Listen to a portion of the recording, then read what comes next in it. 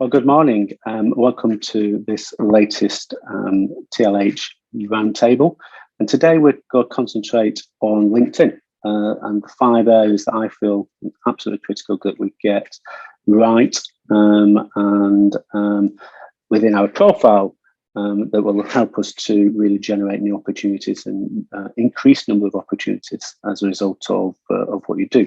So, unfortunately, I didn't record this in the live roundtable session, so I am recording it after the event, hence why it's just me on the call.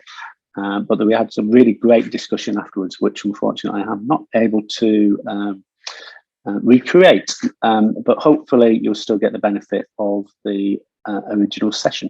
So let me share the screen and we can take you through the 5 areas. So, 5 areas that we are looking at are, well, sorry, before we go on to that, let's look at why it matters. And LinkedIn, as we know, we've spoken about many times, is the biggest network for professional people. You know, there's circa 770 million profiles on there now, globally.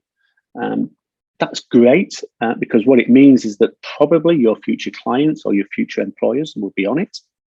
But equally, it's a challenge because fundamentally, you know, you are one of 770 million. So how do you stand out? How do you get to the point where you people who you want to engage with and who you feel you can add value to, whether that's a client or future employer, actually sees you and gets in touch with you and ultimately gets to know you because fundamentally people buy from people they know, like and trust. LinkedIn gives you the ability to get to know you. Equally, with some of the tools that we use and we can use, can help to get them to like you and start to build that trust because you're adding value, you're giving value within your profile. So let's look at the 5 core areas that I think is absolutely critical that we get right within our profile. So this is a screenshot of my profile, and this is the one that if you Google and look at a profile without being signed in, this is what you see. When you sign in, you see slight variation. But the key things are the same. It's just the way that it's structured in terms of the way that LinkedIn deliver that page to you. But the 5 areas that were absolutely critical to get right within your profile. Number 1, LinkedIn cover page, and we'll talk about it in a little bit while, each of the 5 areas in more detail. But something like 80% of people don't have that cover image, but it's great real estate. So when people click on, they can click on your profile. They can very quickly get to know what you're all about. Number 2, your head and shoulders image. Again, so many people get this wrong. We'll talk about it in a little bit while in terms of a 3-stage process that I think will make that really, really insightful and attract people to your profile. Number 3, your headline. And again, we'll go into a lot more detail, but that is real estate and you can really focus in on talking to the people that you want to talk to in a way that will grab their attention and get them engaged to look at your profile in a little bit more detail. Number 4, your targeted interest or the areas that the service offerings that you have. And again, it's all about talking to the people and putting yourself in the shoes of the people that will be interested in talking to you. Again, we'll go into more detail. And finally, your about section. And make sure that that about section is written as a sales letter or in the form of a sales letter. And again, I'll explain more as we go along. So let's look at the first of these, the LinkedIn coverage. LinkedIn cover, as I say, it's a perfect real estate. As soon as people click on your profile, it's about 1/3 of the screen. So it's a great opportunity to get some key messages out. All too often, you'll find that most people just have the standard LinkedIn blue coloured sort of banner, i.e. no banner at all. There's a great tool website out there, canva.com. You can go on there, you can sign up. There's a free version, there's a paid for version. You don't need the paid for version unless you're doing lots of marketing. But for things like this, initially, just go on, sign up, use the search button and put in LinkedIn banner, and then you get this page. And as you can see, 5,136 templates. Click on each one of them and you can change the words, the colors, the images. So find a banner that looks good for you, that you're comfortable with, click on it, and then start to build out your messaging. And people put telephone numbers on there, they put pain points on there, they put call to actions on there. Just make it so that when people have clicked onto your profile, the banner tells them the story that you want to get across, that you help people to do certain things. Here's an easy way of making contact with you, and make it look and feel right. So yeah, go and check out Canva. Great tool. Definitely recommend it. The second area, professional head and shoulders. Apologies, I know it's early in the morning, so I didn't want to scare you with an image. But rather than using somebody else's, I thought I'd use my own. When you're looking at your head and shoulders image, make sure it's just your head and shoulders. And remember this 1 second rule, or what I call the 1 set rule. It's based on the principle of, you've got typically 1-2 seconds to make a first impression. But in terms of your head and shoulder image, the key is to smile, look into the camera, and be close up. Yeah. All too often when you go on looking at profiles, the images are a mishmash. Some of them they're on the beach, it's a family, sometimes it's out in the open. Now, this is a professional network. It's not Facebook, it's a professional network. And you are on there to position yourself in a professional way. Yeah. So naturally, we are attracted to people that are smiling at us. It's human psychology. So smile into your camera. We immediately focus on people's eyes.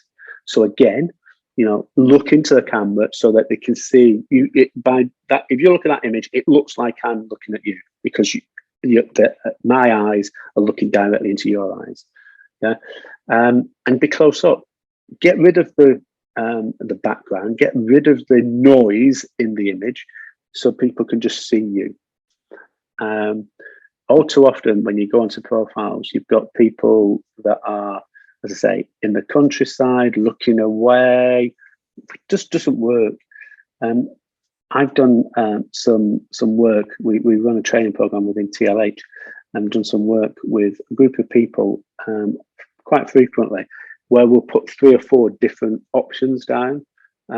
So this might be option 1. Option 2 might be the same background, same shirt, but where I'm looking to my right or my left.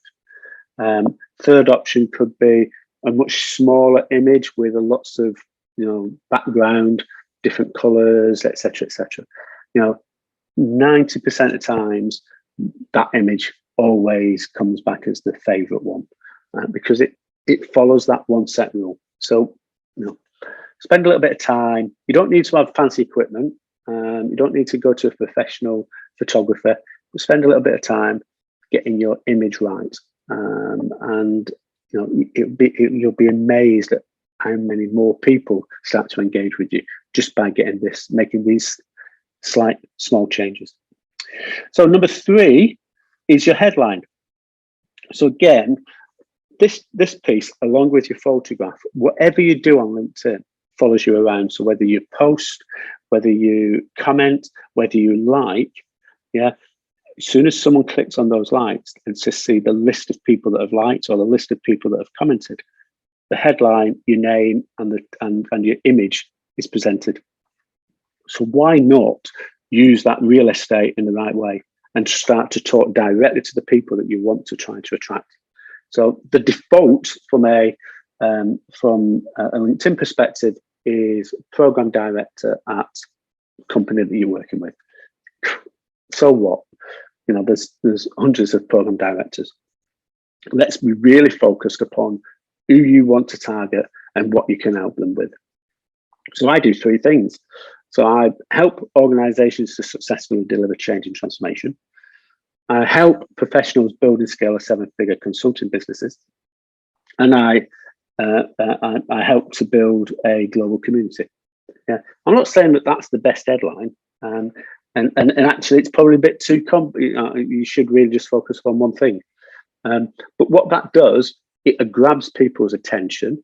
So if there's organizations on there that are looking to successfully deliver change and transformation, they might click on and read my profile a little bit more. If there's professionals on there that are looking to build and scale seven-figure consulting businesses, they definitely will click on it and look at my profile. And there's intrigue around this sort of global community.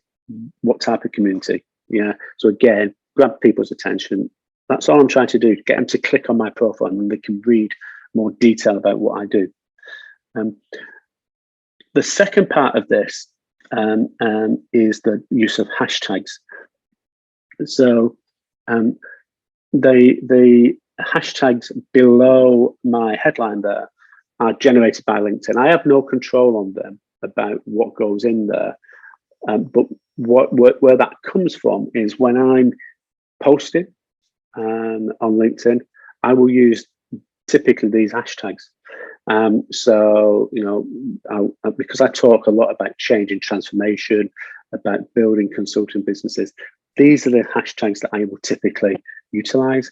And LinkedIn look at that and say, okay, well, if he's talking about those a lot in his post, the likelihood he's probably got some knowledge or experience. So they bring that into your profile beneath your headline. So again, what that does, if I'm third party looking at Tony Lockwood, I can see, oh yeah, he looks at change makers, he looks at change leadership, talks about transformation. So if I'm interested in those things, the likelihood is I'll start to read my Tony Lockwood's profile in more detail. That's what we're trying to do. So be clear about who you want to talk to and talk directly to them in language that they'll be aware of within your headline and also within the profile, which we'll go on to in a little bit more in a little time. So number 4, beneath your profile, beneath your headline, should I say, there's a section called services provided, and this has been sort of developed a little bit further recently, I think, because this is the first time I came across this page. You used to be able to get a list of services provided, and in my case, those 6 are the ones that I nominated within my profile, that those are the services I provide. But when you click on that section now, you get presented with this second page. And as you can see, you've got the opportunity to add different media that supports the services that you provide. So I've not come across this before. It's something that I found last week when I was looking to set this session up. But it's definitely great real estate. So my first thought was, in terms of that media, I'm going to start putting in case studies, PDF case studies for each of those services provided. And those case studies will follow the STAR principle. So what was the situation that I was brought in to look at? What was the task that I was asked to do? What actions did I take and what were the results? Yeah, if I can get those in a really structured, really sort of focused way, linked to those services that I can provide, if organizations are looking for those services and they've clicked on my profile, again, I'm just giving more value, demonstrating my capability, demonstrating my abilities, and what I can do for them. So have a look at that and certainly look to utilize this services provided section in much more detail. The final area is your about section. And again, it's an area that not many people use that well. If we step back, if I'm a potential client or a potential employer looking for a particular person and you're that perfect fit, The first thing you've got to do is to stop me and say I'm the ideal person. So you do that with your headline, you do that with your banner, but then once you've got my attention, I need to read down your profile to understand you and to take action. So the first, as you go through your profile, the about section is probably the first major one that you come across, and it's a great way of selling yourself. And within marketing, there's a term or a process called AIDA, and AIDA stands for, and I've got this wrong on this slide. The first one is grab their attention, and you can typically do that by talking about a particular pain point or asking a question, and ideally asking a question about a pain point. So in my case, I'm not saying it's the best attention grabber that you'll ever see, but mine's a question: do you work in project, program, change, and transformation? If you do, great. There's a natural inquisitiveness, should I say, about, well, yeah, I do, but why are you asking? I'll start to read down. If I don't, I'll move on. But that's all right, because if you don't work, I'm not really that interested in talking to you anyway, if that makes sense. So once you've grabbed their attention, then you need to build interest. So you do that by asking another question. So in my case, are you starting to think that there may be more to life than the project to project lifestyle that you've been caught up in for many years? So again, we're just trying to narrow down the people I'm talking to. If that's not an issue to them, move on, because actually what I'm offering doesn't really work for you.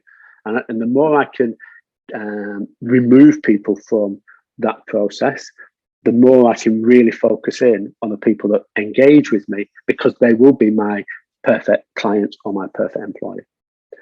Once you've got their interest and you start to build their interest, and ultimately that's just a matter of getting them to read further down into your profile or into your about section, you need to start building that desire, and that desire to take some action.